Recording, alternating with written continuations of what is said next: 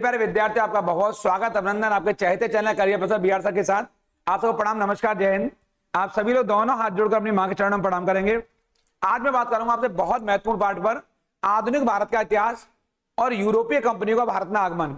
मैं बताऊंगा आपको कैसे भारत में अंग्रेजों का भारत में आगमन हुआ, कैसे पुर्तगीज भारत पहुंचे और डचों ने अपना मुख्यालय कहां बनाया, पैगोडा नामक सिक्का किसने चलाया और भारत में फोर्ट विलियम की स्थापना कब हुई। ऐसे बहुत सारे पहलुओं पर चर्चा करूंगा आपसे कि आखिर पौंडीचेरी नगर का निर्माण करता कौन है, चंद्रनगर बस्ती का निर्माण किसने किया, फोर्ट सेंट जॉर्ज की स्थापना कब हुई और भारत में जब वास्को ड गामा पहुंचा तो उसको भारत में पहुंचाने में किस पथ प्रदर्शक ने अपनी बड़ी भूमिका निभाई। ऐसे बहुत सारे पहलुओं पर चर्चा करूंगा। इस वीडियो पर अंत तक बने रहेंगे। चैनल को सब्सक्राइब नहीं किया तेजी से कर लीजिए, लाइक शेयर करना बिल्कुल नहीं भूलेंगे। और मैं बताऊंगा आपको कैसे भारत में जो यूरोपीय कंपनियां आई हैं, ये सब बातें करूंगा आपसे आपके चहेते इसी प्लेटफॉर्म पर पढ़ाई की पंचायत पर। मैं बताऊंगा आपको कि कैसे हमारे यहाँ यूरोपीय कंपनियां आई और उन यूरोपीय कंपनियों ने बारी बारी से कैसे अपने व्यापार का विस्तार किया। सबसे पहले बताऊंगा मैं आपको कि ये यूरोपीय जो कंपनियां हैं जो भारत में व्यापार के उद्देश्य से आई थी बहाना बना करके यहाँ पर, और कैसे इन्होंने इस व्यापार की आड़ में हमारे यहाँ क्रम से अपना प्रचार प्रसार किया। तो पहले आप सबसे जो महत्वपूर्ण प्रश्न वो ये है, आपके एग्जाम अक्सर आता है कि पहले कौन यूरोपीय भारत पहुंचे। तो इनके जो आगमन का क्रम है, यहाँ पर आगमन का जो क्रम है इसको थोड़ा आप लोग नोट डाउन कर लेंगे। ये आगमन का इनका क्रम है जो अक्सर हमारे एग्जाम में पूछा जाता है। तो आप बताएंगे सबसे पहले हमारे यहाँ पुर्तगाली पहुंचे। ये आपके लिए बहुत बहुत महत्वपूर्ण है, यहां देख लेंगे। पुर्तगाली सबसे पहले पहुंचे। पुर्तगाली के बाद हमारे यहाँ कौन पहुंचे, डच पहुंचे हैं। डच बोले तो हॉलैंड के निवासी हैं। कहां के, ये हॉलैंड के, यदि वर्तमान में इसको नीदरलैंड कहते हैं, मैं आगे बताऊंगा इसके बारे में। और डचों के बाद भारत पहुंचे अंग्रेज। ये इनका पहुंचने क्रम में, इनकी जो कंपनियां भारत में स्थापित हुई हैं ये पहुंचने क्रम में। इसके बाद हमारे यहाँ डेन पहुंचे, डेन पहुंचे यहाँ पर। और डेन के बाद सबसे एंड में फ्रांसीसी पहुंचे। ये आप बड़े ध्यान से देखेंगे बातों को, इसको आप मेरे कहने से नोट डाउन करते जाएंगे। यानी इनका क्रम लगाना हो आपको तो इस तरीके से आप इनका क्रम लगा सकते हैं। पहले पुर्तगाली पहुंचे, फिर डच, फिर अंग्रेज और फाइनली आपके ये आपके फ्रांसीसी। मैं आपको बताना चाहता हूं आपको कि यूरोपीय कंपनियों के भारत आगमन का जो मूल उद्देश्य है वो व्यापारिक था, ना कि राजनीतिक। लेकिन जैसे इन्होंने भारत में अपने अनुकूल परिस्थितियों को देखा तो इन्होंने भारत में राजनीतिक गतिविधियों में भाग लेना प्रारंभ कर दिया और भारत में फूट डालो और राज करो डिवाइड एंड पॉलिसी के आधार पर भारत में अपने राजनीतिक महत्वाकांक्षाओं को पूरा किया, जो मैं आपसे आगे चर्चा करूंगा। आप बताएंगे पहले पुर्तगाली पहुंचे, फिर डच पहुंचे, फिर अंग्रेज पहुंचे, फिर डेन पहुंचे, फिर आपके फ्रांसीसी पहुंचे। इनके मैं तिथियों पर और इनकी ईयर्स पर भी मैं चर्चा करूंगा आप लोगों से। मैं आपको एक बहुत महत्वपूर्ण बात बताऊंगा यहाँ पर, ये आपको यहाँ नोट डाउन करनी है, जो आपके एग्जाम के लिए बहुत बहुत महत्वपूर्ण है, जो आपके एग्जाम में आपको नंबर दिलाएगी। वो महत्वपूर्ण बात यह यहाँ पर कि जो पुर्तगाली हैं यहाँ पर, ये आपके लिए बड़ी खास बात है।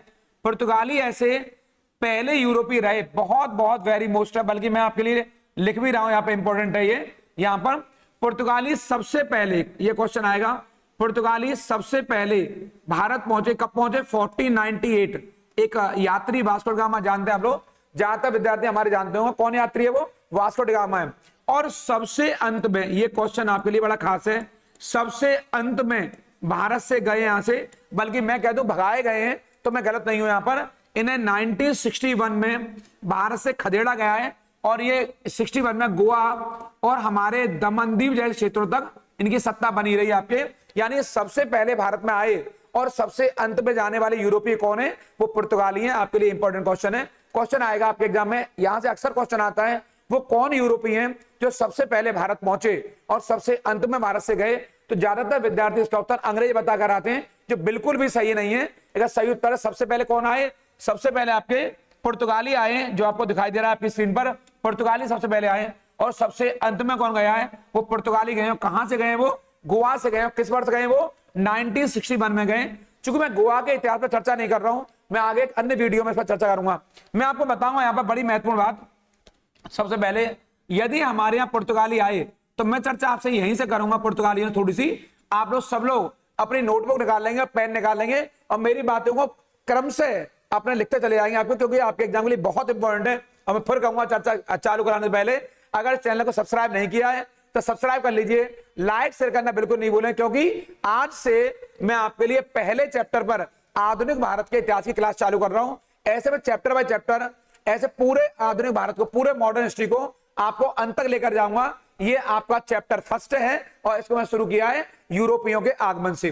मैं बताऊंगा इस क्रम में आपको, जो आपके लिए बहुत महत्वपूर्ण बात है कि पुर्तगाली जब भारत पहुंचे तो इस पुर्तगालियों के भारत आगमन के क्रम में सबसे पहले, यहां ध्यान देंगे आपके, सबसे पहले, ये आपके लिए बड़ा खास है, सबसे पहले जो व्यक्ति पहुंचा यहां तो वो कौन है? वो वास्को डी गामा है। कोई बहुत अधिक, वास्को डी गामा ये व्यक्ति था जो भारत पहुंचा था एक बतौर व्यापार के उद्देश्य से भारत में। लेकिन आपके लिए जो खास बात है, जो बहुत बहुत इंपॉर्टेंट है, अगर वास्को डी गामा 1498 में आप पहुंचा हमारे यहां पर, तो इसको पहुंचाने में किसने बड़ी भूमिका निभाई? तो वो कोई और नहीं है बल्कि गुजराती एक पथ प्रदर्शक है। गुजराती, यहां पर ये नाम है उसका, गुजराती या गुजराती पथ प्रदर्शक। ये पथ प्रदर्शक, ये उसका नाम था आपके, या अब्दुल मानिक, क्या नाम है? अब्दुल मानिक नाम का व्यक्ति है। इसको थोड़ा सा नोट डाउन कर लेंगे। इस अब्दुल मानिक नाम के व्यक्ति ने यहां पर राहगीर की बड़ी भूमिका निभाई और कहीं ना कहीं इस अब्दुल मानिक नाम के व्यक्ति ने इस वास्को डी गामा को 1498 में, ये लिखी मैंने यहाँ पे आपके, इस 1498 में वास्को डी गामा हमारे यहाँ पहुंचा है। तो आपको जानना चाहिए पहले कहां पहुंचा है, तो ये हमारे यहाँ कालीकट पहुंचा। कहां पहुंचा? कालीकट पहुंचा। वर्तमान में कालीकट केरल में स्थित, मैंने केएल लिख दिया है। केएल का मतलब मेरा केरल से, केरल पहुंचा यानी कालीकट पहुंचा। और उस समय कालीकट के जो शासक हैं वो और कोई नहीं बल्कि उस समय जमोरिन वहां के शासक थे, और जमोरिन ने इनका बड़ा भारी स्वागत किया यहां पर, और इनको स्वागत के फलस्वरूप इतना स्वागत भारत में मिला जिस स्वागत की शायद इन्हें उम्मीद नहीं रही होगी। तो पेपर में आएगा वास्को डी गामा किस वर्ष भारत पहुंचा? 1498 में पहुंचा। लेकिन अभी पुर्तगाली कंपनी की स्थापना नहीं हुई है। मैं आपको बताऊंगा आपको इस क्रम में कि हमारे यहां पर अगर वास्को डी गामा यहां पहुंचा तो वास्को डी गामा दूसरी बार कब पहुंचा है? तो यही वास्को डी गामा 1502 में यहां दोबारा भारत पहुंचा है आपके यहां पर। लेकिन मैं आपको बता दूं एक बहुत महत्वपूर्ण बात कि भारत अगर वास्को डी गामा पहली बार पहुंचा है तो भारत पहुंचने वाला दूसरा पुर्तगाली कौन है, जो आपके एग्जाम के लिए बहुत खास है, जो आपको औरों से अलग कर देगा। मैं आपको बताऊं, दोबारा अगर वास्को डी गामा यहां आया है, 1502 में आया है, तो वो पुर्तगाली यात्री कौन है जो दूसरा पुर्तगाली यात्री वास्को डी गामा के अलावा भारत पहुंचा? क्या नाम है उसका? तो वो पुर्तगाली यात्री मैं यहां बताऊंगा थोड़ा सा, जो आपके लिए बड़ा खास है और जो आपको औरों से अलग कर देगा। यहां पर 1500, यहां पर 1500 में, यहां पर 1500 में, यहां पर उसका नाम है अल्बरेज कैमराल। अल्बरेज कैमराल, ये अब आपके लिए बड़ा महत्वपूर्ण है। एल्बरेज कैमराल नाम का व्यक्ति, कैमराल नाम का व्यक्ति है, ये दूसरा पुर्तगाली यात्री था जो भारत पहुंचा था। तो पहले कौन पहुंचा? वास्को डी गामा, और दूसरा कौन है? इसका नाम है एल्बरेज कैमराल है जो यहां पहुंचा है। अब क्वेश्चन आएगा कि पुर्तगाली यात्री जो वास्को डी गामा है दूसरी बार कब पहुंचा? तो दूसरी बार पहुंचा है वो आपके 1502 में, यहां पहुंचा है वास्को डी गामा दोबारा में। ये दोबारा में वास्को डी गामा भारत यहां पहुंचा है, और इसके बाद भारत में कहीं ना कहीं पुर्तगालियों ने अपने लिए व्यापार के रास्ते तलाश लिए। और मैं आपके लिए बहुत महत्वपूर्ण बात साझा करूंगा, 1502 में अगर यह आया वास्को डी गामा, तो आपके लिए, चूंकि मैं पुर्तगाली कंपनी पढ़ा रहा हूं ना कि वास्को डी गामा का जीवन चरित्र पढ़ा रहा हूं, लेकिन बड़ा महत्वपूर्ण इसलिए क्योंकि पुर्तगाली कंपनी की जो भारत में स्थापना हुई है वो वास्को डी गामा के दूसरी बार आगमन के बाद ही हो सकी है वो स्थापना, यानी 1503 में, यानी 1503 में पुर्तगाली कंपनी की स्थापना हुई। किसकी स्थापना हुई है? पुर्तगाली कंपनी की ये स्थापना हुई है। मैं बताऊंगा आपको बड़ी बात महत्वपूर्ण कि पुर्तगाली कंपनी जो स्थापना हो रही है उसका जो मूल प्रयोजन है वो क्या है? वो मसालों का व्यापार है। क्या व्यापार है इनका? मूल उद्देश्य था मसालों पर एक अधिकार स्थापित करना। मसालों के व्यापार पर ये अधिकार करना चाहते थे। मेनली इनका मेन जो टारगेट था वो मसालों के व्यापार पर था। ये बड़ा महत्वपूर्ण है। 1503 में पुर्तगालियों ने अपने कारखाने की स्थापना की, जो आपके लिए बहुत महत्वपूर्ण है। यहां से अब मैं बताऊंगा आपको एक बात बहुत महत्वपूर्ण। इन्होंने कोची, यहां पर कोची नाम का स्थान है जो केरल में, कोचीन को आज केरल आपके यहाँ कोचीन भी कहते हैं, ऐसे को आपके कोचीन भी कहते हैं। ये कहाँ है? ये केरल में स्थित बहुत खूबसूरत और बड़ा शहर है केरल का आपके। और इसी कोची में इन्होंने अपना पहला कारखाना स्थापित किया। पहला कारखाना, यहां पर पहला कारखाना स्थापित किया, जो मैं आपको बताना चाहता हूं। बड़ी महत्वपूर्ण बात यहां पे, आपके बहुत काम की बात है यहां पे। और इस क्रम में जो इन्होंने पहला कारखाना स्थापित किया यहां पर, तो जो पहला गवर्नर है, पहला जो आपके काम का पहला जो पुर्तगाली गवर्नर है, ये आपके काम की बात है, जो पहला पुर्तगाली गवर्नर है, उस गवर्नर का जो नाम है वो क्या नाम है आपके, वो अल्मीडा नाम का व्यक्ति, क्या नाम है उसका, अल्मीडा नाम का व्यक्ति है। अल्मीडा ये पहला गवर्नर बना 1505 ईस्वी में। ध्यान देंगे मेरी बात पे आपको, 1503 में पुर्तगाली कंपनी की स्थापना हो रही है और 1505 में ये पहला पुर्तगाली गवर्नर बन रहा है यहाँ पर। ये आपको याद करने वाली बात है, जो कंपनी का यहाँ व्यापार फैलाना चाहता था, और इस व्यक्ति ने यहाँ पर एक बहुत महत्वपूर्ण नीति अपनाई आपके, और आपके एग्जाम के लिए आ सकती है, और उस नीति का नाम है ब्लू वाटर पॉलिसी। कौन सी, ब्लू वाटर पॉलिसी। ये पॉलिसी आपकी इनकी ऐसी पॉलिसी थी जिसके द्वारा इन्होंने अपना प्रसार किया। इसे बोलते हैं शांत सागर की नीति। क्या बोलते हैं, शांत सागर की नीति, जो आपको नंबर दिला के जाएगी। और इस नीति के द्वारा इन्होंने कहीं ना कहीं अरब सागर पर एकाधिकार स्थापित कर लिया। कहां पर स्थापित कर लिया, अरब सागर पर इन्होंने इस नीति के द्वारा एकाधिकार स्थापित कर लिया। अरब सागर पर, आपको जान के हैरानी होगी, अरब सागर पर इन्होंने अपना एकाधिकार स्थापित कर लिया। एकाधिकार स्थापित कर लिया इन लोगों ने, इसे कहते हैं मोनोपोली स्थापित कर लिया। यानी कि इनका जो एकाधिकार स्थापित हुआ है अरब सागर पर, वो शांत सागर की नीति के अंदर कोई भी जहाज यदि अरब सागर से जाएगा तो उस जहाज को इन्हें शुल्क देना पड़ेगा, जिसे ये कार्टेज कहते थे। क्या कहते थे, जिसे ये कार्टेज कहते थे। कार्टेज मान होता है इनको शुल्क चुकाना पड़ेगा, अर्थात वहां से कोई भी अगर जहाज गुजरेगा तो उस जहाज को कार्टेज देना जरूरी है। किसको, पुर्तगालियों को। ये कहते हैं ब्लू वाटर पॉलिसी, याद कहते हैं आपके। अमूमन तो देखने में लग रहा है कि ब्लू वाटर पॉलिसी पता क्या होगी, शांत सागर की नीति। ब्लू वाटर पॉलिसी लाने वाला कौन है, उसका नाम है अल्मीडा, जो पुर्तगाली बस्तियों का, पुर्तगाली कारखानों का पहला गवर्नर है। इसको आप याद कर लेंगे मेरे कहने से, ये बहुत महत्वपूर्ण है आपके लिए। अब मैं बताऊंगा आपको यहीं से, जो पुर्तगाली बस्तियों का जो दूसरा गवर्नर है उसका नाम क्या है, उसका नाम है अलबुकर्क। क्या नाम है, ये अलबुकर्क, ये वाला, ये दूसरा गवर्नर है। कौन है ये दूसरा गवर्नर कहिए या इसको वायसराय कहिए, जो कहना हो आपको, ये अलबुकर्क आपका दूसरा गवर्नर है। और इसे यहां कहूंगा मैं आपके पुर्तगाली साम्राज्य का वास्तविक, ये रहा, इसे वास्तविक, यहां पर वास्तविक संस्थापक कहते हैं। क्या कहते हैं इसको, वास्तविक संस्थापक कहते हैं इसको आपके, किसको, अलबुकर्क को। और ये व्यक्ति कब आ रहा है आपके, तो 1509 में। कब आ रहा है ये, 1509 में आएगा ये व्यक्ति। और कहीं ना कहीं ये व्यक्ति भारत में अब पुर्तगाली साम्राज्य को सही अर्थों में विस्तारित करेगा, फैलाएगा, और इसी ने भारत में कहीं ना कहीं पुर्तगाली साम्राज्य को बढ़ावा दिया। तो ये 1509 में यहां पर इसका आगमन हुआ आपके, और यहीं से ये इसका बड़ा महत्वपूर्ण जो काम है, जो आपको याद करके जाना है, जो आपको नंबर दिला के जाएगा, वो है इसने बीजापुर, ये कहां, यहां पर है, बीजापुर के शासक से गोवा को जीत लिया। किसको जीत लिया, गोवा को जीत लिया 1510 में।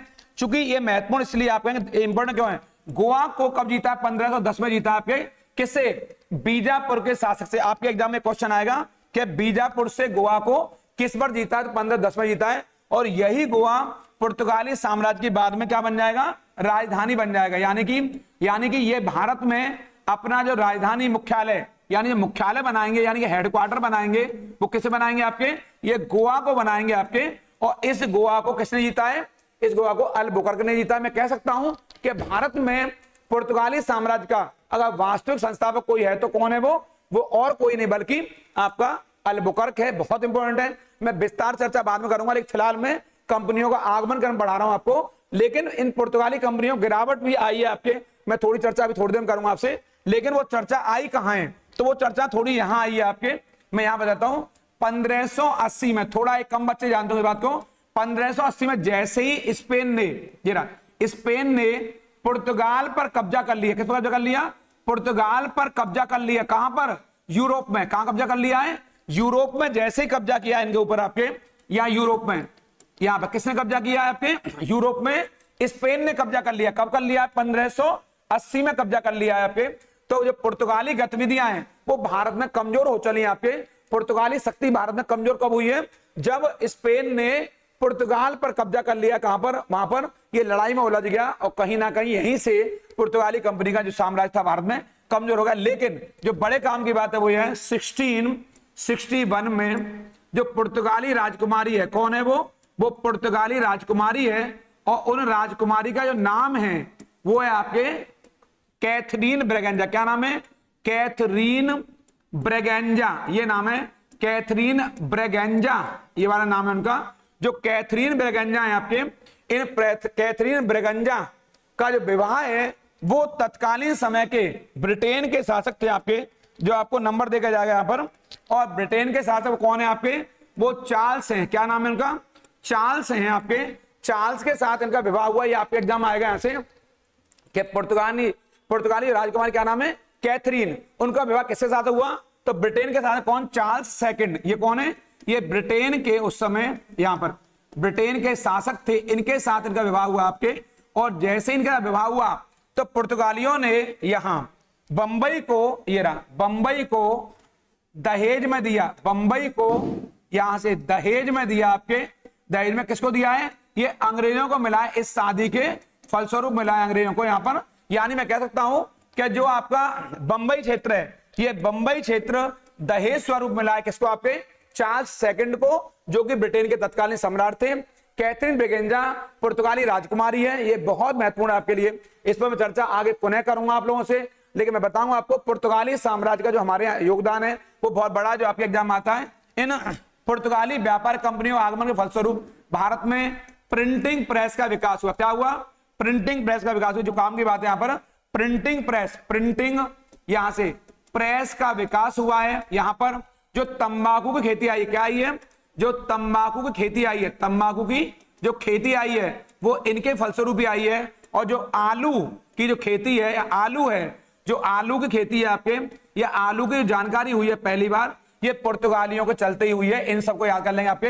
यानी पुर्तगालियों के भारत में आगमन के चलते ही प्रिंटिंग प्रेस का विकास हुआ भारत में, तंबाकू खेती की स्थापना हुई और आलू खेती का विकास हुआ भारत में। ये तीन मैंने आपके लिए महत्वपूर्ण बातें बताई, ये पुर्तगाली जुड़ी हुई हैं। मैं बता रहा हूं आपको, ये पुर्तगालियों का भारत में आगमन का क्रम में आपके एग्जाम में यहां से अक्सर क्वेश्चन आता है। लेकिन मैं अंतिम लाइन बताऊंगा आपको। जो पुर्तगाली यात्री में चर्चा कर रहा था यहां से, क्या नाम बता रहा था? Vasco da Gama. यहां पर वास्को डिगामा, वास्को डिगामा, यहीं से कहानी चालू हुई थी हमारी आपके। ये कालीकट पहुंचा पहली बार 1498 में। तो यही व्यक्ति भारत में, इस व्यक्ति की मृत्यु भारत में हुई।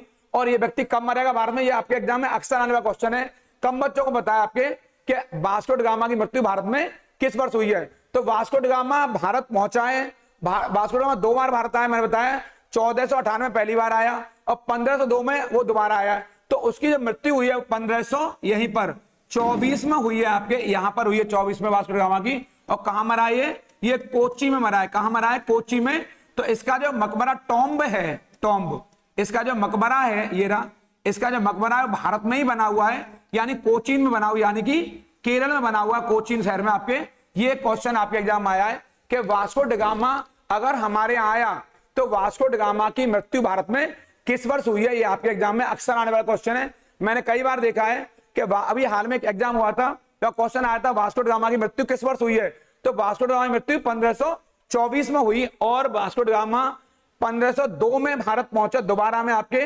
ये भारत में पुर्तगाली बस्तियों का संस्थापक है और आपके व्यापारिक गतिविधियों का। और इस समय एक लाइन बताऊंगा मैं आपको, पुर्तगाली यहां पर 1961 तक गोवा में बने रहे यहीं पर। और इसके बाद इन्हें यहां से खदेड़ा गया, भगाया गया और भारतीय सेना द्वारा अभियान चलाया गया। अब मैं बताऊंगा आपको कि पुर्तगालियों के बाद में जो यहां हमारे यहां जो आए हैं वो और कौन रहे यहां पर, तो मैं बताऊंगा आपके यहां से। वो हमारे यहां डच आए। कौन आए?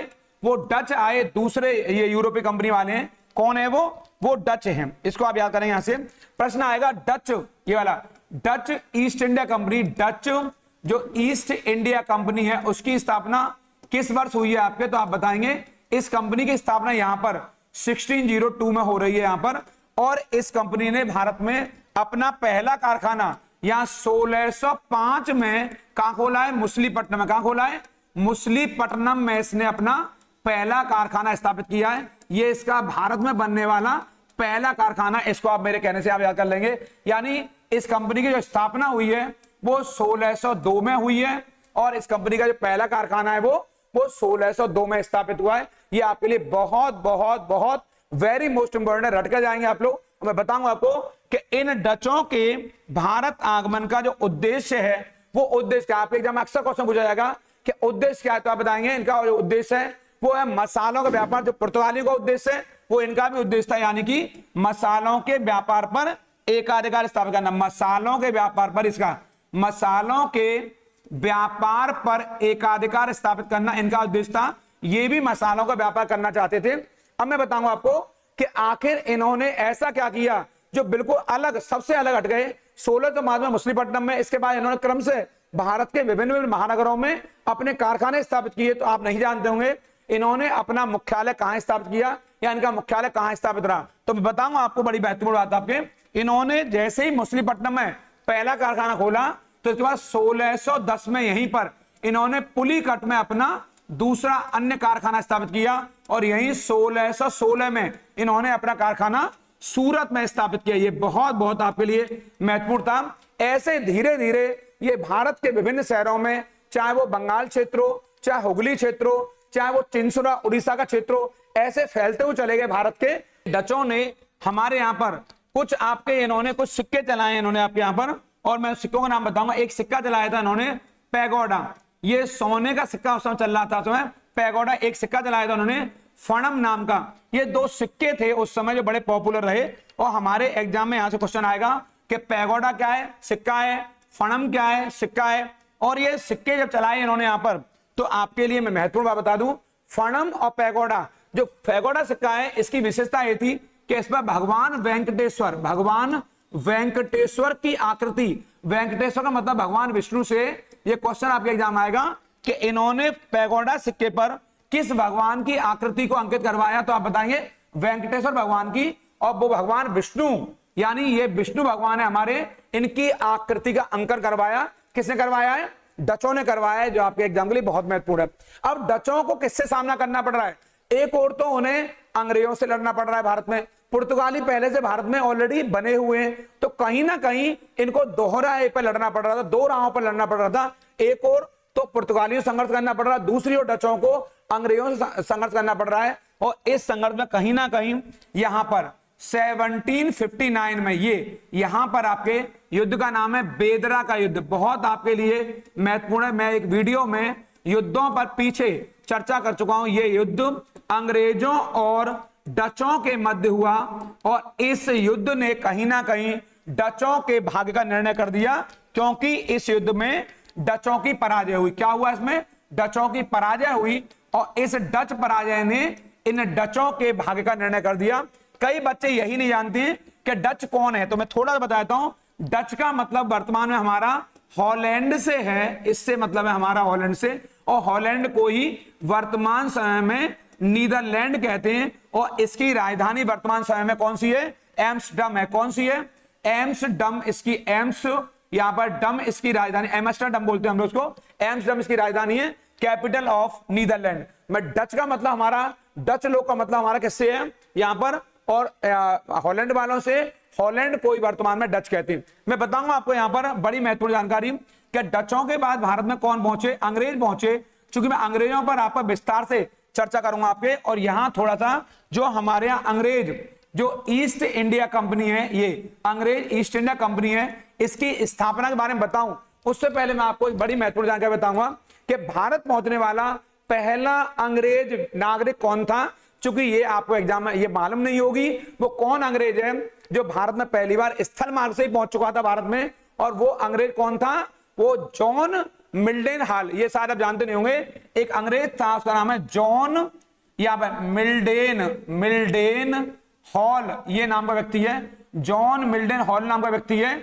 ये व्यक्ति भारत में पहले ही आ चुका है, यानी अंग्रेजी जो ईस्ट इंडिया कंपनी की स्थापना हो रही है उससे पहले ये पहुंच चुका है। 1598 यहां पर 1598 99 में यहां पर, यानी आप कह सकते हैं कि उस समय जब ये भारत आया होगा तो उस समय भारत पर मुगल शासक अकबर का शासन रहा होगा। किसका रहा होगा? अकबर का शासन रहा होगा, जिस समय मिल्डेन हॉल भारत पहुंचा है। ये आपके काम का क्वेश्चन है, क्योंकि ये आपको नंबर दिलाएगा, क्योंकि ज्यादातर विद्यार्थियों हमारे नहीं पता है, वो समझते हैं जो अंग्रेज कंपनी है वो कैप्टन हॉकिंस भारत पहली बार पहुंचा है जो अंग्रेज है।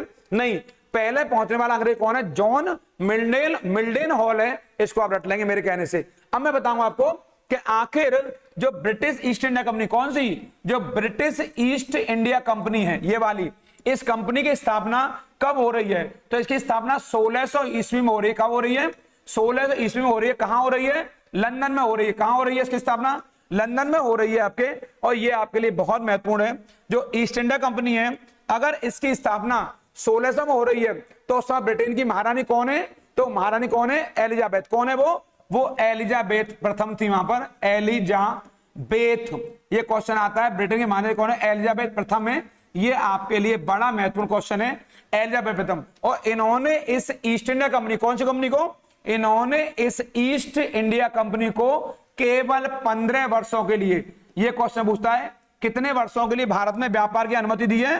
तो केवल 15 वर्षों के लिए भारत में नहीं, पूर्वी देशों के साथ, यानी पूर्वी देशों के साथ, पूर्वी देशों के साथ। इन्हें भी नहीं पता होगा कि भारत जैसे देश में इनके लिए कितनी माकूल स्थिति मिलने वाली है, क्योंकि भारत भी पूर्व में पड़ता है।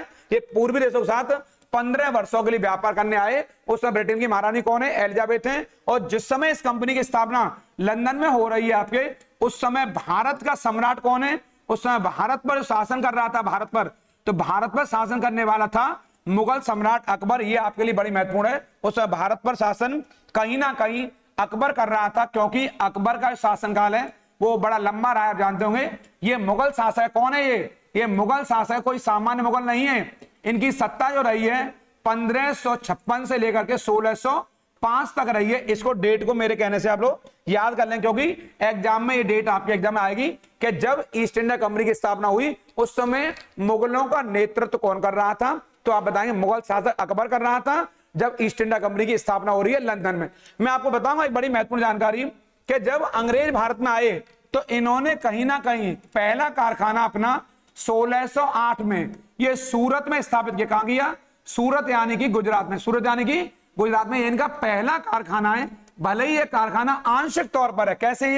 ये पार्सली, बहुत आंशिक तौर पर था, क्योंकि इन्हें पूरी अनुमति तो मिली नहीं है, आंशिक तौर पर है, क्योंकि इन्हें किसी अनुमति नहीं मिली थी। इन्हें एक छोटी सी व्यापारिक बस्ती की स्थापना की। कहां पर करी है?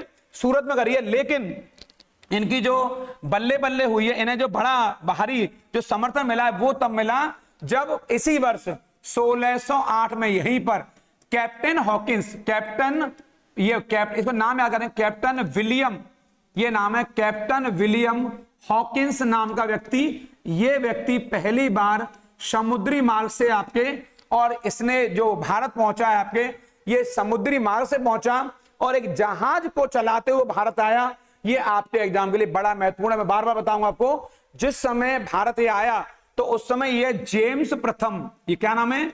जेम्स प्रथम के राजदूत की हैसियत से यहां आया था उस समय। और इसको भी नहीं पता थी कि भारत में जहांगीर आ चुके हैं, आपके जहांगीर का शासन आ चुका है। चूंकि मैं मुगल नहीं पढ़ा रहा हूं, जो जहांगीर का शासनकाल है आपके, वो आपके माइंड में शायद होना चाहिए। अकबर की मृत्यु को 1605 से लेकर 1627 तक जहांगीर आ चुका है, और संभवतः यह भी नहीं जानता था कि जहांगीर आ चुका है। जेम्स प्रथम ने अपना राजदूत बना करके विलियम हॉकिंस को भारत भेजा, और ये जो हॉकिंस है ये सीधा कहां पहुंचा? ये जहांगीर के दरबार में पहुंचा। कहां पहुंचा?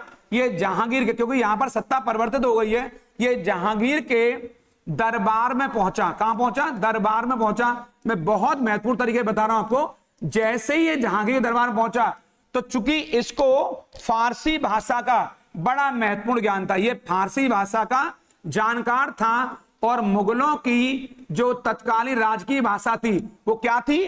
वो इनकी राजकीय भाषा उस समय फारसी हुआ करती थी। जैसे ही जहांगीर ने इसकी अच्छी फारसी भाषा को देखा तो जहांगीर बड़ा प्रभावित हुआ, और जहांगीर ने इसको अब मुगल दरबार में, कहां पर? मुगल दरबार में प्रभावित होकर के इससे कहीं ना कहीं इसको 400 का मनसब, 400 का मनसब, मनसब मान होता है पद, ये रैंक प्रदान की इसको 400 की अब मुगल दरबार में। और इसी व्यक्ति को उसने, जहांगीर ने इंग्लिश खां की, किसकी? इंग्लिश खां की, इंग्लिश, यहां पर इंग्लिश खां की उपाधि प्रदान की। इस इंग्लिश खां की उपाधि को लेने वाला कौन है? ये पहला अंग्रेज था। क्या नाम है इसका? नाम है इसका कैप्टन हॉकिंस, जो 1618 में आया है। लेकिन ये कहीं ना कहीं, जो मैंने बताया आपको अभी अभी, कि कहीं ना कहीं अंग्रेजों को बंबई पहले ही मिल चुका है दहेज स्वरूप। मैंने बताया चार्ल्स द्वितीय की शादी हुई पुर्तगाली राजकुमारी कैथरीन के साथ में, बंबई वो पहले ही दहेज स्वरूप प्राप्त कर चुके हैं। ईस्ट इंडिया कंपनी को वो चार्ल्स लुथियन ने वो कहीं ना कहीं 10 पाउंड के बदले वो किराए पर दे दिया था। कितने पाउंड के बदले? 10 पाउंड के बदले उन्हें प्राप्त हो चुका है पहले ही वो। लेकिन मैं बताऊंगा आपको, सूरत में सही अर्थों में जो कंपनी का डेवलपमेंट हुआ वो 1613 में जाके हुआ। लेकिन अंग्रेजों ने दक्षिण भारत में अपना पहला कारखाना है, दक्षिण भारत में जो अपना पहला कारखाना है इन्होंने वो स्थापित किया है आपके 1611 में। क्वेश्चन आएगा कि अंग्रेजों ने दक्षिण भारत में, ये क्वेश्चन देखेंगे यहां पे, अंग्रेजों ने दक्षिण भारत में अपना पहला कारखाना कब स्थापित किया है? तो आप बताएंगे इन्होंने अपना दक्षिण भारत में पहला कारखाना यहां पर, ये आपके लिए बड़ा खास है, किस वर्ष स्थापित किया है? 1611 में। कब किया? 1611 में। कहां पर? मछलीपट्टनम में। कहां पर? मछलीपट्टनम में। इसी को मछलीपट्टनम भी कहते हैं, यहां देख लेंगे आप लोग इस बात को, मछलीपट्टनम में। मैं बताऊंगा आपको, अंग्रेजों ने दक्षिण भारत में यदि अपना पहला कारखाना यहां खोला तो आपको बड़ी महत्वपूर्ण जानकारी बताऊंगा मैं आपको यहां से, जो आपके लिए बड़ी खास है। इन्होंने अपना मद्रास में, यहां पर कहीं ना कहीं मद्रास में सबसे पहले फोर्ट सेंट जॉर्ज, ये आपके काम की बात है। यहां से फोर्ट सेंट जॉर्ज में इन्होंने अपना क्या बनाया है? इन्होंने अपना मुख्यालय बनाया सबसे पहले आपके। और इस फोर्ट सेंट जॉर्ज की जो स्थापना हुई है, मैं पीछे भी चर्चा कर चुका हूं आपको, 1640 में इसकी स्थापना हो रही है। किसकी? आपके फोर्ट सेंट जॉर्ज की। और यही इनका मुख्यालय बना, यहीं से इन्होंने गतिविधियों को चालू किया। और उसके बाद इन्होंने जो बड़ा महत्वपूर्ण केंद्र बनाया वो बाद में फोर्ट विलियम बना। ब्रिटेन के सम्राट थे विलियम तृतीय, क्या नाम है? विलियम तृतीय। उनकी स्मृति में, उनके उपलक्ष्य में एक कलकत्ता में एक इन्होंने फोर्ट बनाया, किला बनाया। क्या नाम है इसका? Fort William. तो अगर ये किला आएगा तो आप इसको मद्रास मारेंगे, पेपर में आने वाला क्वेश्चन है कि मद्रास में किला कहां पर? मद्रास में। क्या नाम है? फोर्ट सेंट जॉर्ज है। इसको आप याद कर लेंगे क्योंकि आपके एग्जाम में क्वेश्चन आएगा। मैं बताऊंगा आपको कि अंग्रेजों ने कैसे कैसे अपना डेवलपमेंट किया और किस क्रम में ये आगे बढ़े। तो वो व्यक्ति कोई और नहीं बल्कि यहां पर 1615 में, यहां पर उस समय भी जहांगीर का शासन हुआ करता था। किसका हुआ करता? जहांगीर की सत्ता थी उसमें भारत पर आपके। और ये व्यक्ति जब यहां आया, क्या नाम है उसका? Thomas Roe. क्या नाम है? टॉमस रो नाम है इसका। टॉमस रो नाम का अंग्रेज था। ये भी जेम्स प्रथम का राजदूत है। कौन है? जो जेम्स प्रथम उस समय जो ब्रिटेन के सम्राट थे। कौन थे ये उस समय ब्रिटेन के सम्राट थे। और टॉमस रो यहां आया और इसी को यहां पर ईस्ट इंडिया कंपनी के लिए ये रहा व्यापारिक सुविधाएं प्राप्त हुई। व्यापारिक सुविधाएं प्राप्त हुई। मैं विस्तार से चर्चा जब अंग्रेज पढ़ाऊंगा तो वहां करूंगा। सुविधाएं प्राप्त हुई, ये आपके लिए बड़ा महत्वपूर्ण है। यानी वो कौन है? वो टॉमस रो। तो मैं कहता हूं रो करके टॉमस रो रोया होगा जहांगीर के सामने। और जहांगीर दयालु था, कृपालु था। और जहांगीर ने कह दिया जा जी लो अपनी जिंदगी और जाओ खोल लो अपना कारखाना। तो कहीं ना कहीं टॉमस रो ने भारत में ईस्ट इंडिया कंपनी के लिए व्यापारिक सुविधाएं प्राप्त की। ध्यान रखना, पहले जो अंग्रेज आया है वो मिल्टन हॉल आया है अकबर के जमाने में। लेकिन जहांगीर के जमाने में कौन आया? व्यापार जो समुद्री मार्ग से आया है वो कौन है? कैप्टन हॉकिंस है। वो पहला अंग्रेज ऑथेंटिक है, वो व्यक्ति जो जेम्स प्रथम के राजदूत की हैसियत से आया था। दूसरा कौन है? टॉमस रो है। ये आपके लिए बड़ा महत्वपूर्ण है क्योंकि हमारे एग्जाम में आया है, 1615 में आता है। ये बड़ा महत्वपूर्ण है हमारे लिए। अब मैं आपको वो बात बताऊंगा जहां से अंग्रेजों को बहुत तगड़ा लाभ हुआ, क्योंकि गोलकुंडा क्षेत्र दक्षिण पश्चिम में, दक्षिण पूर्व में पड़ता है हमारे यहाँ। वर्तमान में जो आज का आंध्र प्रदेश वाला पार्ट है वहां गोलकुंडा का तट है, बंदरगाह है। तो वहीं 1632 में वहां पर गोलकुंडा के सुल्तान थे, जो आपके एग्जाम में क्वेश्चन आएगा यहां पर 1632 में। ये आपके क्वेश्चन है गोलकुंडा के सुल्तान से, यानी गोलकुंडा के यहां से, गोलकुंडा के सुल्तान से यहां से इन्होंने मात्र 500 पैगोडा दिए। कितने पैगोडा दिए?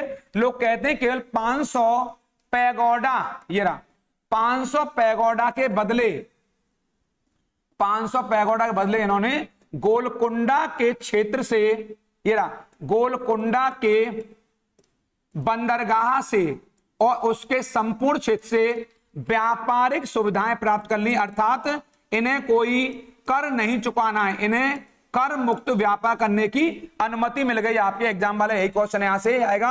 इन्हें व्यापार सुविधाएं कैसी?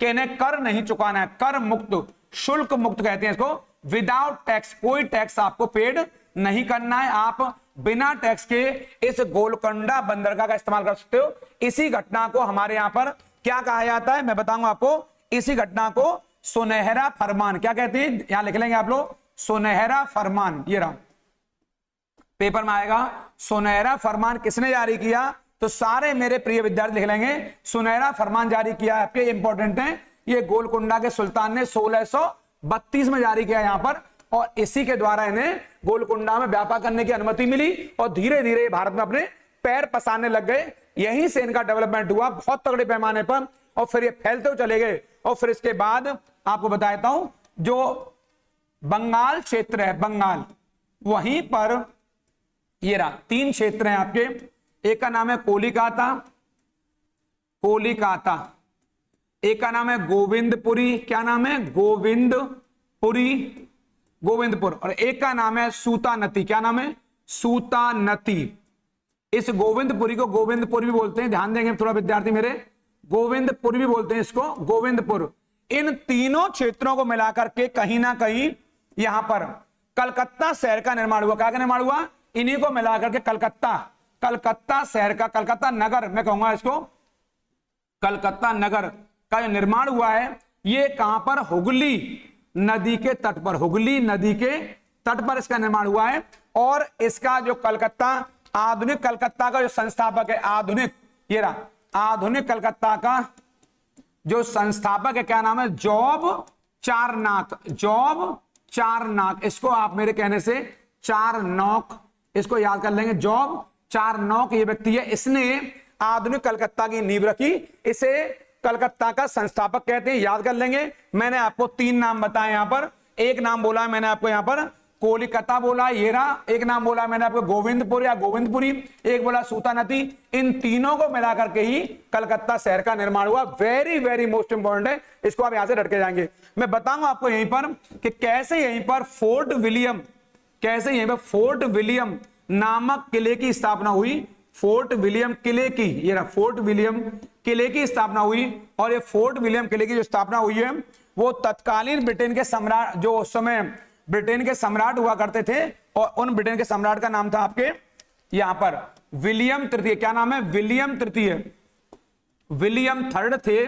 उन विलियम थर्ड के सम्मान में ही इस किले का निर्माण हुआ है, और यही किला यहां पर अंग्रेजों की यहां भारत में मुख्यालय बना, यानी ये मुख्यालय है जो आपके, यहीं से अंग्रेजों ने शासन किया है। कहां से किया है, फोर्ट विलियम थे, फोर्ट विलियम से इन्होंने शासन किया, इसको रट लेंगे आप लोग। यानी अंग्रेजों को शासन जो स्थापित हुआ है वो कहां से हुआ है, फोर्ट विलियम से हुआ है। अब मैं बताऊंगा आपको, मैंने दोनों के लिए बता दिए, चूंकि मैं कंपनी का आगमन बता रहा हूं, इनका उद्देश्य व्यापारिक था, लेकिन धीरे धीरे इन्होंने भारत में इसी के माध्यम से अपना प्रचार करना स्टार्ट कर दिया, फैलाव स्टार्ट कर दिया।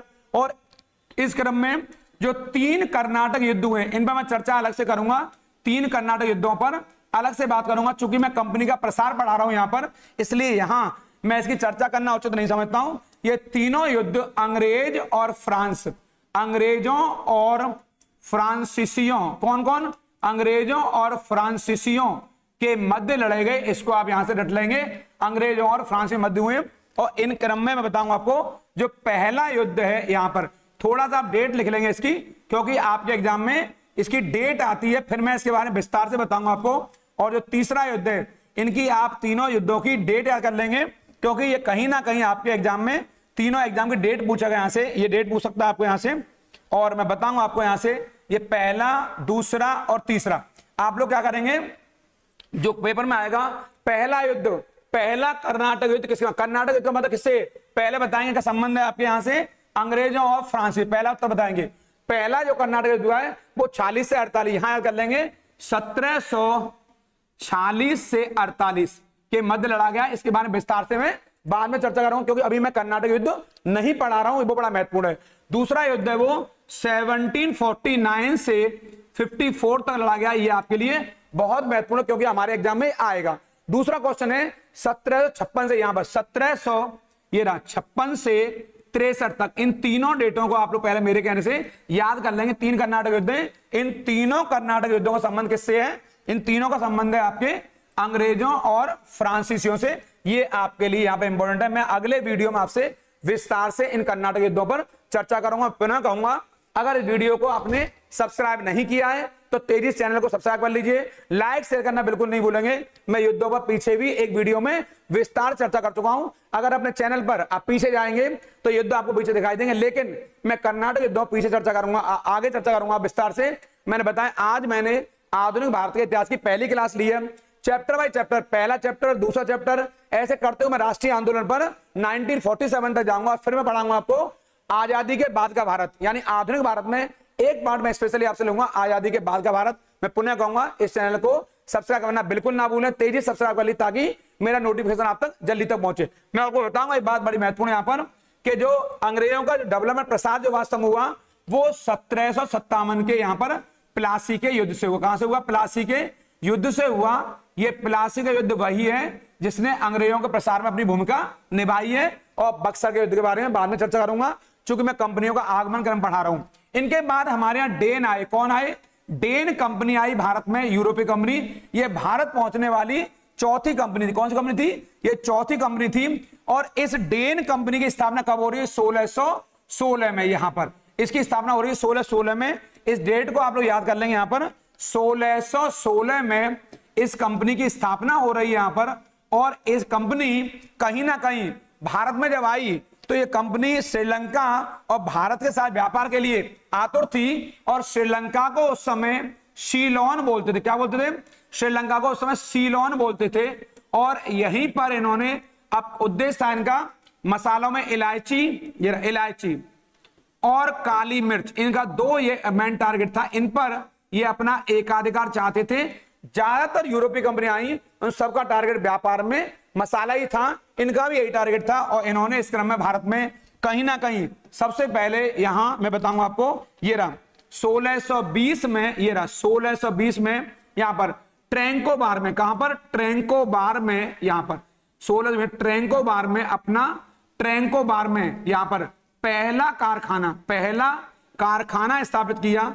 लेकिन जो आपके एग्जाम में क्वेश्चन आएगा वो इतना आसान नहीं आएगा, क्योंकि ये ट्रेंकोबार सबको याद है, वो ये आएगा।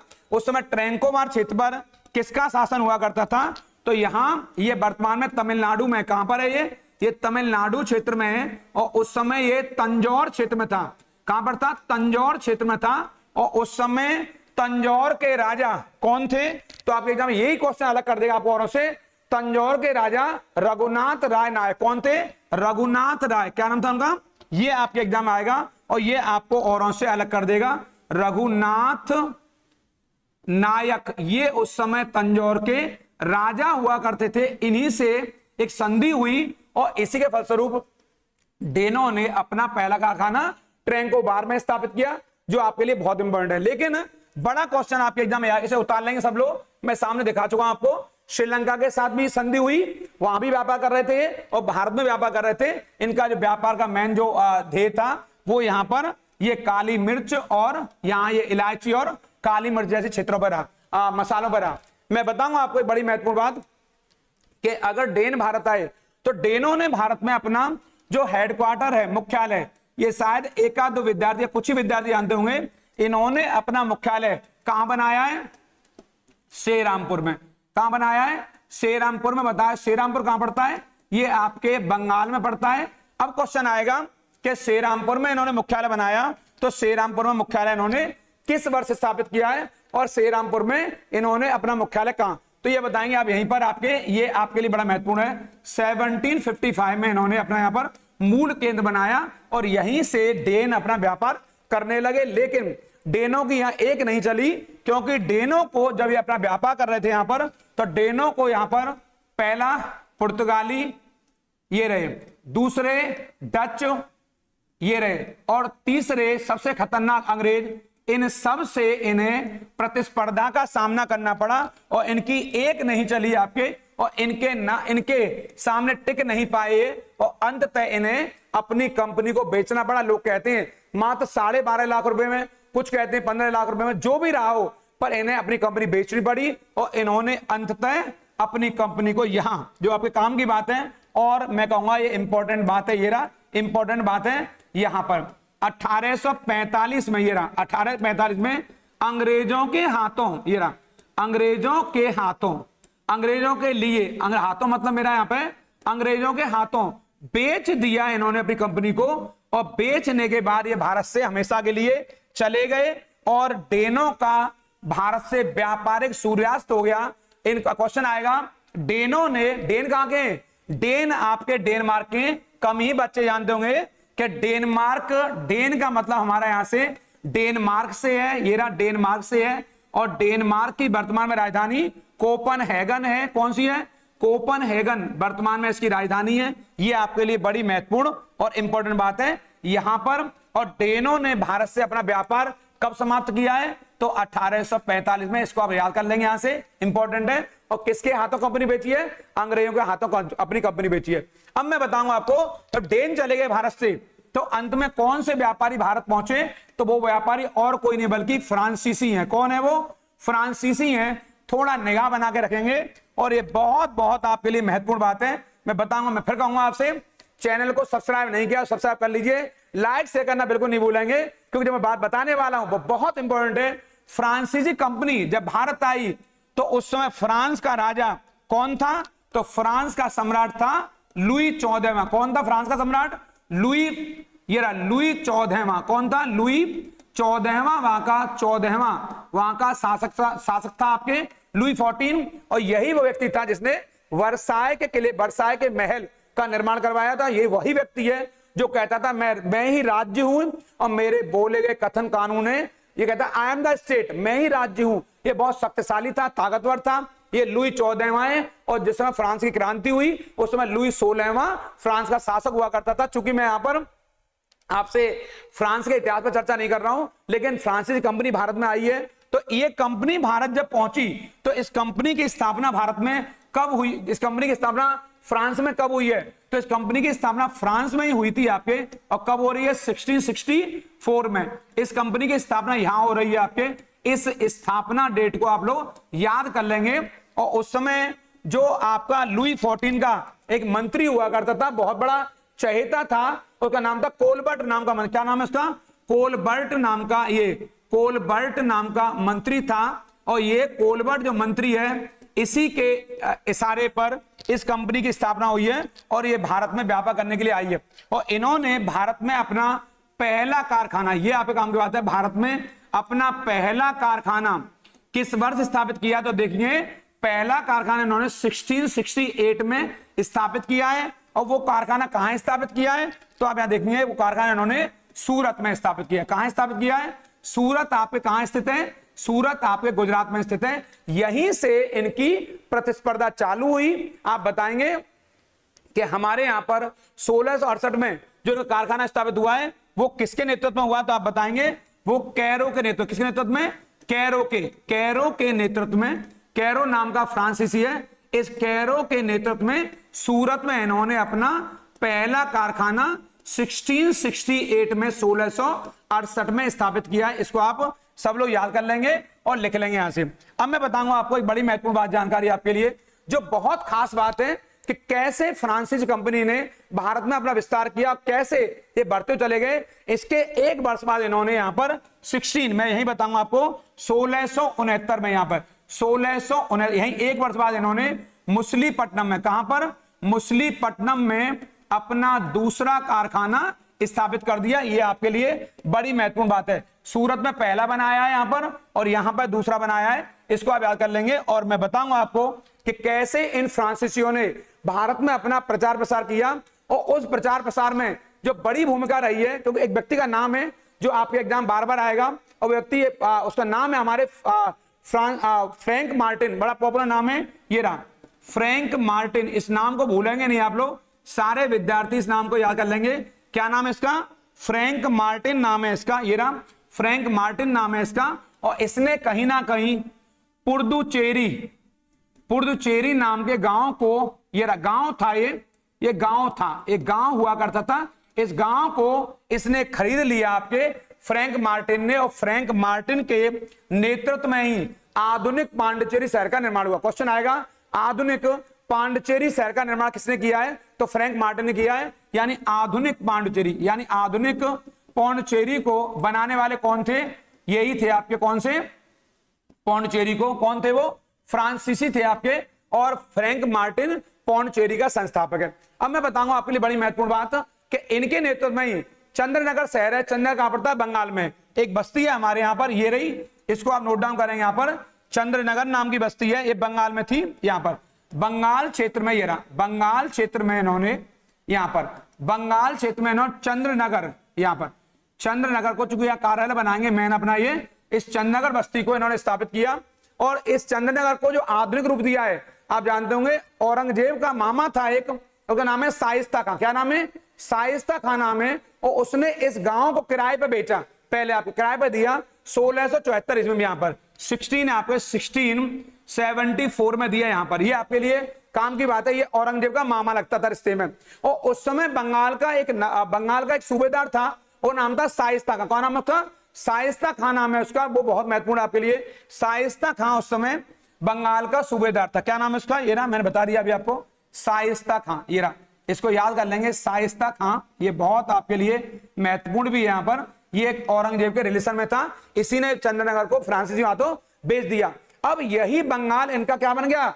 मुख्यालय बन गया, मूल केंद्र बन गया। लेकिन इनको भी एक टकराव का सामना करना पड़ा, किससे? डचों से। डचों से इनका टकराव हुआ, पहले इनसे टकराव हुआ इनका। और डचों से टकराव कहां हो रहा है मैं बता दूं आपको, डचों से इनका टकराव हो रहा है यहां पर। सबसे पहले डचों टकराव हुआ, ये क्वेश्चन आपके एग्जाम में कहीं ना कहीं आएगा। इन दोनों के मध्य कहीं ना कहीं 1693 में युद्ध हुआ आपके यहां पर। यहां देख लेंगे, डेट को लिखेंगे आप, 1693 में युद्ध हुआ दोनों के मध्य में। और इस परिणाम स्वरूप क्या हुआ कि इन्होंने पौंडचेरी को छीन लिया। पौंडचेरी को छीन लिया। ये छीन लिया, किससे छीन लिया है? आपके फ्रांसीसियों से डचों ने, डच बोले तो जो आपके हॉलैंड के लोग हैं, उन्होंने इसको छीन लिया और इनसे जीत लिया। और जीतने के बाद इन्होंने बाद में जब अंतरराष्ट्रीय दबाव, जब आपका यूरोप में इनके मध्य संधि हुई, कहां पर हुई? यूरोप में संधि हुई। यूरोप में जब संधि हुई दोनों राष्ट्रों के मध्य, फ्रांस और डचों के मध्य, फ्रांस और डचों के मध्य जब संधि हुई, डचों के मध्य एक संधि हुई है, ये आपके काम की बात है यहाँ पे। और उस संधि, जैसी संधि हुई, उस संधि का नाम बड़ा महत्वपूर्ण है, चूंकि आपके एग्जाम में ये संधि आने वाली है। नाम है इसका रिजविक की संधि। क्या नाम है? रिजविक की संधि, ये पेपर में आएगा। रिजविक की संधि किस किस के मध्य हुई है? तो इस संधि को आप लोग इंपॉर्टेंट कर लेंगे। ये रिजविक की संधि फ्रांस और डचों के मध्य हुई है, यहां से दोनों क्या कर लेंगे। और आपके एग्जाम में आ गए, संधि किस वर्ष हुई है? तो ये संधि हुई है यहीं पर 1695, यहीं पर, यहीं डेट कर लेंगे याद इसको, चूंकि आपके एग्जाम के लिए ये खास डेट है। यहां पर 1695 में, तो छीना कब है? 93 में। और यहां पर संधि हुई है, और इस संधि के फलस्वरूप इन्हें पौंडचेरी पुनः मिल गया। पौंडचेरी पुनः मिल गया, ऐसे पौंडचेरी पुनः प्राप्त हो गया। किसको? आपको, फ्रांसीसी को पुनः प्राप्त हुआ। ये आपके लिए बड़े काम की बात है, पेपर में आएगा कि इन्हें पौंडचेरी किस वर्ष प्राप्त हुआ, तो आप बता देंगे इन्हें प्राप्त हुआ 1695 में। जो बड़ी खास बात है। अब मैं बताऊंगा आपको कि फ्रांसीसियों को सबसे ज्यादा जो तगड़ा संघर्ष करना पड़ा, वो संघर्ष करना पड़ा अंग्रेजों से। किससे करना पड़ा? वो अंग्रेजों से करना पड़ा, आपके अंग्रेजों से। क्योंकि ये अंग्रेज जो थे वो बहुत धूर्त भी थे और चालाक भी थे। धूर्त तो ये भी थे, लेकिन मैं आपको बता दूं एक बात कि इन फ्रांसीसियों की स्थापना में जो बड़ा रोल रहा है वो डुप्ले का रहा है। डुप्ले ऐसा गवर्नर था, ये वो गवर्नर था जिसने फ्रांसीसियों को दक्षिण भारत में, ये रहा, दक्षिण भारत में श्रेष्ठ बना दिया, बहुत श्रेष्ठ बना दिया आपके इसने। और ये वही व्यक्ति था, इसने कहीं ना कहीं पहली बार कौन सी सहायक नीति, सहायक संधि के माध्यम से, सहायक संधि के माध्यम से दक्षिण भारत के कई राज्यों को अपनी फ्रांसीसी सेना को वहां रखने में ये कामयाब हुआ। बड़ा इंपॉर्टेंट है। ये नाम क्या है? इसका नाम डुप्ले। जो कौन है? ये फ्रांसीसी गवर्नर है। कौन है ये फ्रांसीसी गवर्नर है। ये एक व्यक्ति फ्रांसीसी, ये गवर्नर हुआ करता था। लेकिन जब कमजोर गवर्नर आए, चाहे वो गोदय है, चाहे वो लाली है, इन्होंने कहीं ना कहीं सत्ता गवा दिया। क्योंकि अंग्रेज एक ताकतवर उस समय के ताकतवर भी थे और ये बड़े चालाक भी थे। इनके हाथों इनकी एक नहीं चली। और परिणाम क्या हुआ? जब तृतीय कर्नाटक युद्ध हुआ, कौन सा? तृतीय, जब कर्नाटक वॉर हुआ, कर्नाटक युद्ध में के माने ये कर्नाटक से, मेरे कर्नाटक वॉर से है। और मैंने अभी भी बताया आपको कि तीसरा कर्नाटक युद्ध कब हुआ है? 1756 से 63 तक। ये रहा 1700, क्योंकि इनका बड़ा योगदान है इन युद्धों, यहां पर इन अंग्रेजों फ्रांसीसियों के व्यापारिक क्रम में आपके तो ये युद्ध हुआ है और इस युद्ध में यहीं पर जो बड़ा युद्ध है वो ये है 1760 में। कौन सा युद्ध है वो वांडी वास का युद्ध है। वांडी वास का युद्ध है। यहां से ये रहा, मैंने पहले बताया था आपको बेदरा का युद्ध, उससे अंग्रेजों ने डचों को हराया है और इस युद्ध में ये हुआ है आपके अंग्रेज और फ्रांसीसियों के मध्य हुआ है युद्ध आपके। और इस युद्ध में यहां पर युद्ध में आपके निर्णायक रूप से यहीं पर फ्रांसीसी पराजित हुए आपके। और कहीं ना कहीं यहीं ये रहा 1761 में, यहीं पर 1761 में यहां पर ये रहा, और पौंडचेरी पर अंग्रेजों ने कब्जा कर लिया। ये पौंडचेरी जाती आती रही है, पौंडचेरी पर अंग्रेजों का कब्जा हो गया। पहले पौंडचेरी पर कब्जा किसने किया है? पहले कब्जा किया डचों ने, और अब किसने कब्जा कर लिया पौंडचेरी पर? अब कब्जा कर लिया है यहां पर अंग्रेजों ने। यानी अब ये यहां हार गए, लेकिन यहीं पर जो अंग्रेजों का एकाधिकार स्थापित हुआ यहां पर, और इससे कहीं ना कहीं अंग्रेजों की प्रभुता स्थापित हुई। और यहीं से बांडीवास के युद्ध से फ्रांसीसी सत्ता कमजोर हो गई। और अब यही फ्रांसीसी कंपनी केवल बाद में एक संधि हुई, उस संधि के फलस्वरूप पौंडचेरी ने पुनः मिला। और अब ये केवल पौंडचेरी दोबारा से पौंडचेरी ने मिल गया। पौंडचेरी यनम करायकल, ये रहा करायकल, माहे, केवल माहे, इन क्षेत्रों तक सीमित होकर रह गए और फ्रांसीसी लगभग भारत से समाप्त हो गए और इनका कोई मतलब नहीं रह गया भारत में। लेकिन कहीं ना कहीं भारत में ये 1954 तक, यहां पर 54 तक बने रहे यहां पर, यानी अंग्रेजों के जाने के 7 साल बाद तक ये रहे। और अंत में इन्हें भारत ने खदेड़ा, और भारत ने खदेड़ने के बाद इन सारे क्षेत्रों को इनसे छीन लिया। यानी कि जो 1754 में हमें ये तीन सारे क्षेत्र प्राप्त हुए, कौन से? ये वाले। ये कब प्राप्त होंगे? 1750, यहां पर 1754 में, यानी कि अंग्रेजों के जाने के भी 7 साल बाद। यहां पर ये 1900 है आपके, थोड़ा देख लेंगे यहां से, ये 1900 है। कब प्राप्त हुआ है आपके? 1954 में क्षेत्र प्राप्त हुए। यानी फ्रांसीसी कहीं ना कहीं भारत में आंशिक तौर पर बने रहते हैं। कहां पर बने रहते हैं आपके? ये रहा, मैंने क्षेत्र लिख दिया आपके लिए। यहां पर पौंडचेरी में, यनम में, करायकल में और माहे में बने रहते हैं यहां पर। लेकिन इन चारों क्षेत्रों पर भारत सरकार ने कब कब्जा किया है? जवाहरलाल नेहरू की सरकार के दौरान 1954 में भगाया गया यहां से। यद्यपि ये भारत के इन क्षेत्रों को छोड़ने के लिए तैयार नहीं थे। फ्रांसीसी इन क्षेत्रों पर दावा कर रहे थे, वो किसी भी कीमत पर यहां जाने के लिए तैयार नहीं थे। इसको आप रट कर जाएंगे, ये आपके लिए बहुत बहुत महत्वपूर्ण है। मैंने जितनी चीजें आपको पढ़ाई हैं, इन सब चीजों को आप रट कर जाएंगे यहां से, क्योंकि कहीं ना कहीं आपके एग्जाम में ये सारी बातें आपके एग्जाम में आने वाली हैं। और मैंने जो बताया अभी आपको, एक अभी थोड़ा तो मैं याद कराता हूं, एक रिजविक की संधि मैंने बताई आपको। ये रिजविक की संधि बहुत इंपॉर्टेंट है। ये रिजविक की संधि मैंने कराई है 93 ये वाला, और ये वाला क्वेश्चन जो कराया मैंने अभी आपको, ये वाला, ये मैं बार बार फिर कहूंगा, इसको आप रट कर जाएंगे। रिजविक की संधि पेपर में आने वाली है, क्योंकि ये पेपर में कई बार पूछी गई है। और दूसरा जो कौन सा बांडीवास का युद्ध है 1760 में, इसे याद कर लेंगे आपको। मैं आगे अपने अगले वीडियो में आपके लिए पुनः एक नया वीडियो लेकर आ रहा हूं प्लासी और बक्सर के युद्ध के साथ में, और कैसे अंग्रेजों का British east India company Bharat में विस्तार हुआ है, उसे विस्तार चर्चा करूंगा। इस चैनल को लाइक शेयर करना बिल्कुल नहीं भूलेंगे, तेजी सब्सक्राइब कर लीजिए, और मैं आपसे पुनः अगले वीडियो में मिलूंगा। उन लोगों का जरूर ख्याल रखिए जो आपका ख्याल रखते हैं। प्रणाम, नमस्कार।